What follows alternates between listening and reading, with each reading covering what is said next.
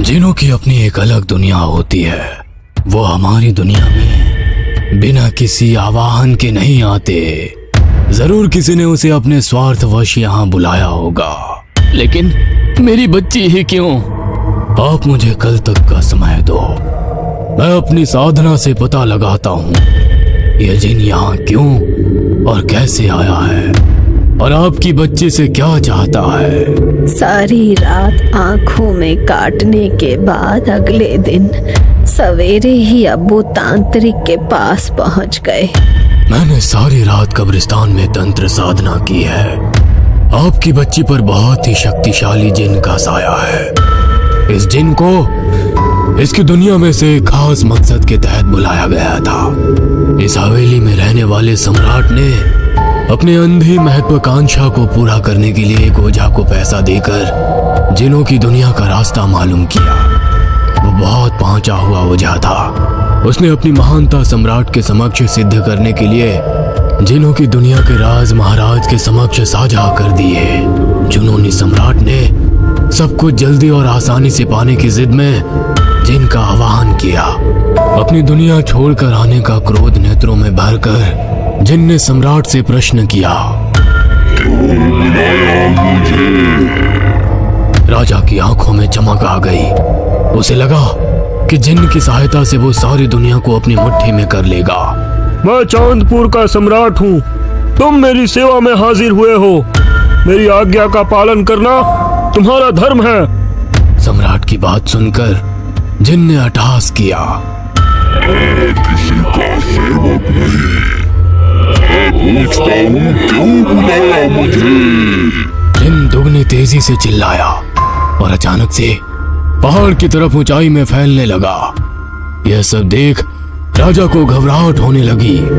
उसने तो ओझा की लिखी पुस्तक में पढ़ा था कि जिन इंसान को अपना आका समझकर उसकी हर मुराद पूरी करता है, किंतु ये तो अलग ही मिजाज का जिन्न है।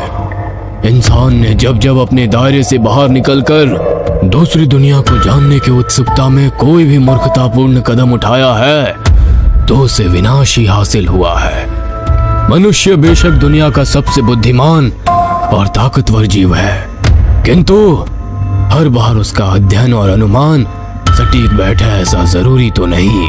ओझा के अनुमान के उलट ये जिन सृजन नहीं विनाश लेकर आने वाला था। जिन फिर से गुर्राया,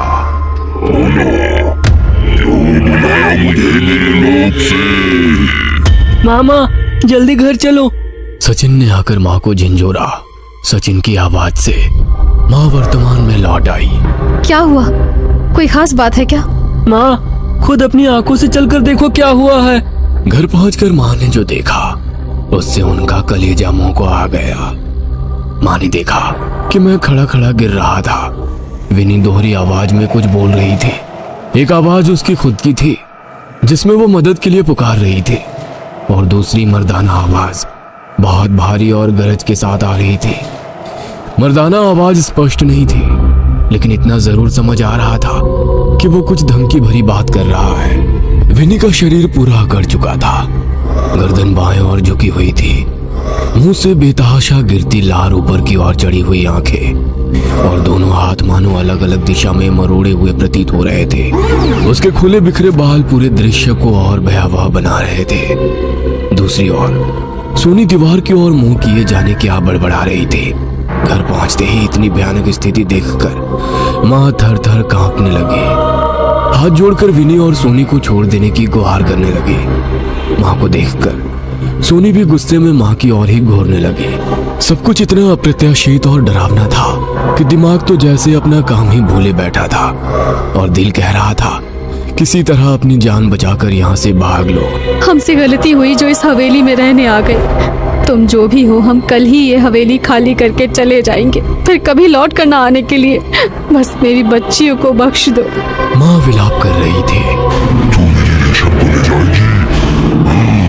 विनी ने खून से सुर्ख आंखें टरेर कर गर्दन टेढ़ी करके कहा। सोनी अपना सर दीवार में मारने लगी।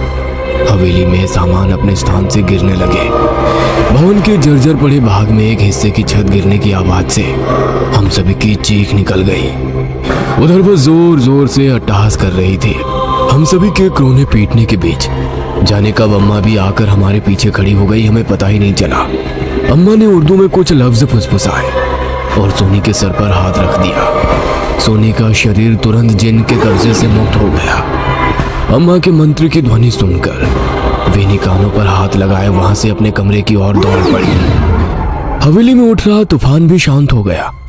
हम सभी एक दूसरे को गले लगाकर बेसूध हुए रोते जा रहे थे। अम्मा, आज आप ना आती तो वो शैतान मेरी सोनी को भी अपने कब्जे में ले लेता। वो हम सबको कहीं नहीं जाने देगा। हम सब यहीं एक एक करके मारे जाएंगे। सचिन ने रोते हुए कहा। अम्मा, आप ही कोई उपाय सुझाइए। आप अपने मंत्र से मेरी विनी को भी ला दीजिए। मैं कुछ नहीं कर सकती मैडम, ये तो बस कुछ ही देर तक असर करेगा। उसके बाद जिन चाहे तो फिर से अपना कब्जा जमा सकता है। आप अपनी कहानी पूरी करिए। आगे क्या हुआ, मुझे पूरा सच जानना है। जिन का क्रोध बढ़ गया। उसने इफरित की मांग की। सम्राट इफरित का अर्थ नहीं समझ सका। उसने जिन को धन दौलत गहनों का लालच देने का प्रयत्न किया।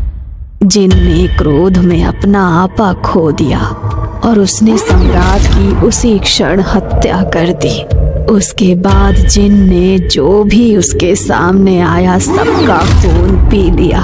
पूरी हवेली लाशों से पटी पड़ी थी। धीरे धीरे लाश वहीं पड़ी सड़ने लगी। पूरे गांव में खबर फैलने के कारण कोई भी हवेली के आसपास तक नहीं आया। लाशों की सड़न सीलन और हवेली में फैले घुप अंधेरे में जिनको सुप्त अवस्था में पहुंचा दिया।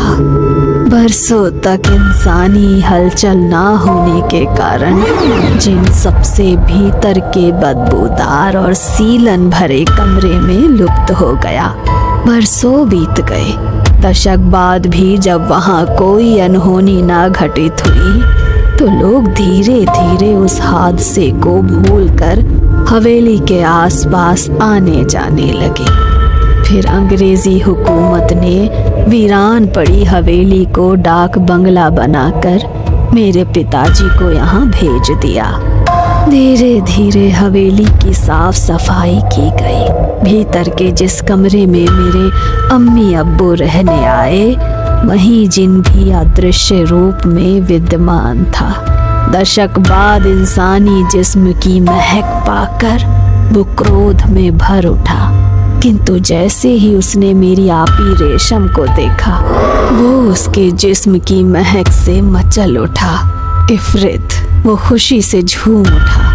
इफरित यानी जिन की महिला साथी।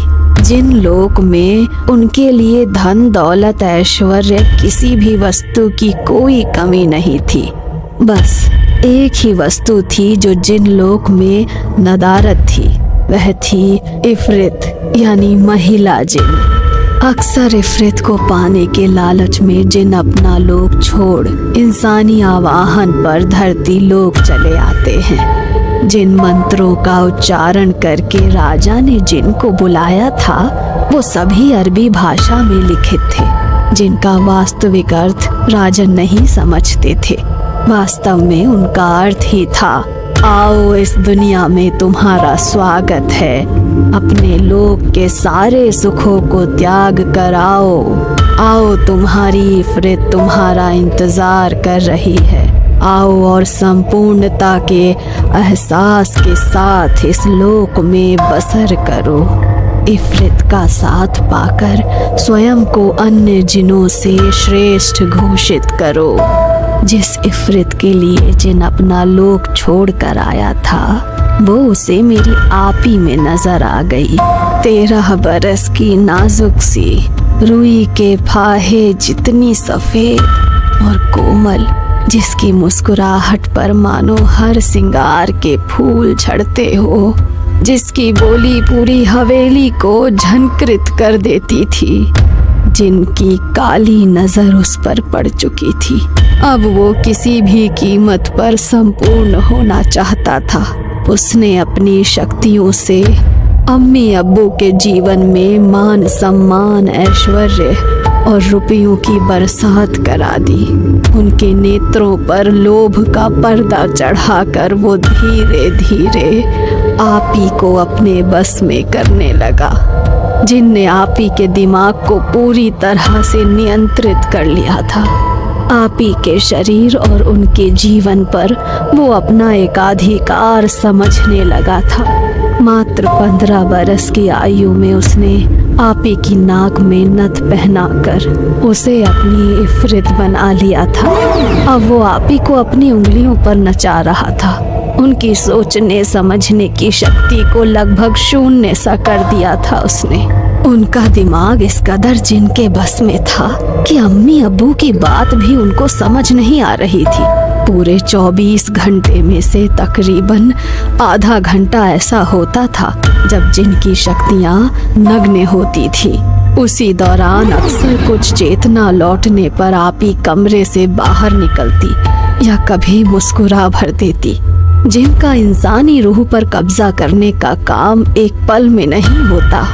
धीरे धीरे वो इंसान की रूह को अपना गुलाम बनाता है। उस समय अगर आपी अम्मी अब्बू को कुछ बता पाती तो शायद उनको जिन के चंगुल से बचाया जा सकता था।